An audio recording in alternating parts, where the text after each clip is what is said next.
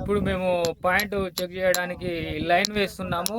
ప్రతి ఒక్క మీటర్ దగ్గర ఒక పాయింట్ పెట్టి దాన్ని సెంటర్ చేసి అక్కడ మేము పాయింట్ ఇస్తాము. మాకు ఇప్పుడు మేము 3 పాయింట్లు చూసినాము. ఇది వచ్చేసి ఫస్ట్ పాయింట్. సెకండ్ పాయింట్ కొంచెం ముందరలో ఉంది, అది బండ.